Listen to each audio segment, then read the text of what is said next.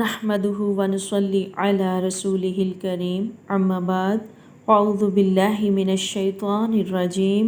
بسم اللہ الرحمن الرحیم رب اشرح لی صدری ویسر لی امری واحلل عقدۃ من لسانی یفقہوا قولی۔ میری عزیز بہنوں اور بھائیوں، السلام علیکم ورحمۃ اللہ وبرکاتہ۔ تو دوستو، آج کی ویڈیو کا آغاز کرتے ہیں۔ آج کی اس ویڈیو میں ہم آپ کو تصویر بنانے والوں کے انجام کے بارے میں بتائیں گے۔ حضرت عبداللہ بن عمر رضی اللہ تعالیٰ عنہ فرماتے ہیں کہ رسول اکرم صلی اللہ علیہ وآلہ وسلم نے فرمایا کہ یہ لوگ جو تصاویر بناتے ہیں، قیامت کے روز ان کو عذاب دیا جائے گا اور کہا جائے گا کہ جو صورت تم نے پیدا کی ہے اس میں جان بھی ڈالو۔ اب ابو زرعہ کہتے ہیں کہ میں ابو ہریرہ رضی اللہ تعالیٰ عنہ کے ساتھ مدینہ کے ایک گھر میں داخل ہوا تو اس کی چھت کے قریب ایک مصور کو دیکھا جو تصویر بنا رہا تھا۔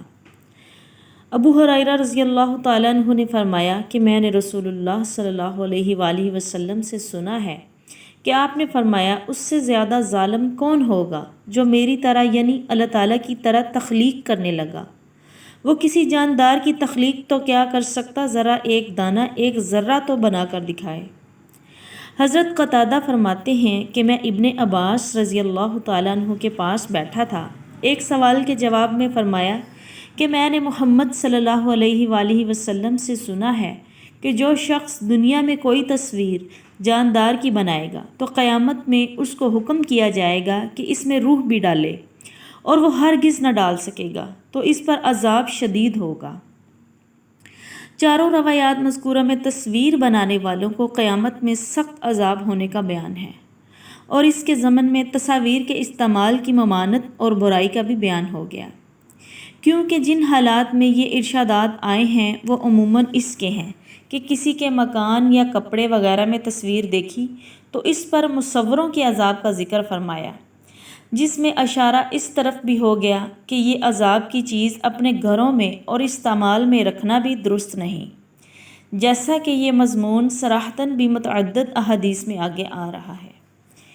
ایک تیسری چیز ان روایات میں یہ بھی ہے کہ تصویر سازی یا تصویر کے استعمال کو شریعت اسلام نے کیوں حرام قرار دیا۔ اس کی بہت سی وجوہ میں سے ایک وجہ کا بیان ان روایات میں یہ ہے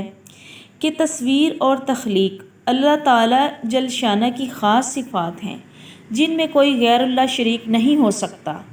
حق تعالیٰ کے 99 اسماء حسنہ میں سے ایک خالق اور مصور بھی ہے، اور اس پر پوری امت کا اتفاق ہے کہ یہ دونوں اسم حق تعالیٰ کی ذات مخصوص ہیں، غیر اللہ پر ان الفاظ کا اطلاق بھی جائز نہیں۔ قرآن کریم کا ارشاد ہے، وَاللَّهُ الْخَالِقُ الْبَارِئُ الْمُصَوِّرُ۔ اس میں خالق اور مصور ہونے کی صفت حق تعالیٰ شانہ کی مخصوص صفت قرار دی گئی ہے، جن میں اللہ تعالیٰ کے سوا کوئی شریک نہیں ہو سکتا۔ تو جس شخص نے کسی جاندار کی تصویر بنائی، اس نے گویا اللہ تعالیٰ کی صفت تخلیق تصویر میں مداخلت اور شرکت کا عملی دعویٰ کیا۔ اس لیے حدیث میں اس کا عذاب یہ ذکر فرمایا ہے کہ قیامت کے روز تصویر سازوں کو بطور سزا کے کہا جائے گا کہ جب تم نے ہماری صفت تخلیق و تصویر کی نقالی کر کے عملی طور پر خالق اور مصور ہونے کا دعویٰ کیا ہے، تو اب تم اس دعویٰ کو پورا کر کے دکھلاؤ کہ ان میں روح بھی ڈالو۔ اور یہ ظاہر ہے کہ کسی بے جان میں جان ڈالنا نہ دنیا میں کسی کی قدرت میں ہے نہ آخرت میں ہوگا، اس لیے جب وہ اپنی بنائی ہوئی تصویروں میں جان نہ ڈال سکیں گے تو ان پر عذاب ہوگا۔ اسی حدیث نے یہ بات بھی واضح کر دی کہ جس تصویر سازی کی حرمت ان احادیث میں مذکور ہے، اس سے مراد کسی جاندار ذی روح کی تصویر ہے۔ بے جان چیزیں جیسے مکانات، پہاڑ اور درخت وغیرہ، ان کی تصاویر بنانا اس حکم میں داخل نہیں، جیسا کہ آئندہ آنے والی احادیث میں برادعت ابن عباس رضی اللہ تعالیٰ عنہ اس کی تصریح بھی آنے والی ہے۔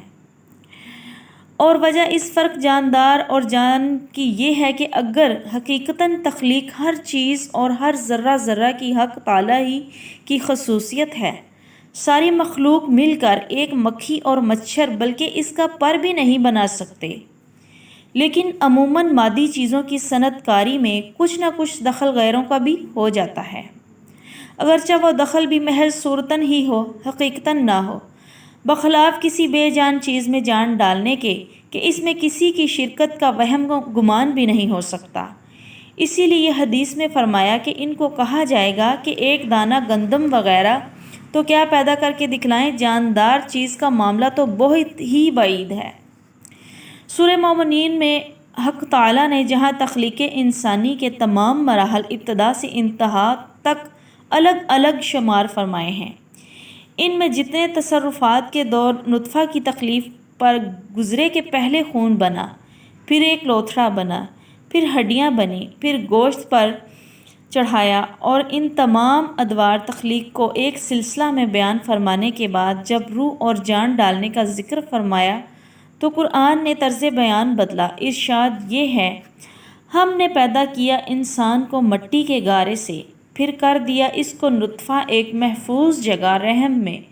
پھر پیدا کیا ہم نے نطفہ کو ایک منجمد خون، پھر بنا دیا اس منجمد خون کو ایک ٹکڑا گوشت کا،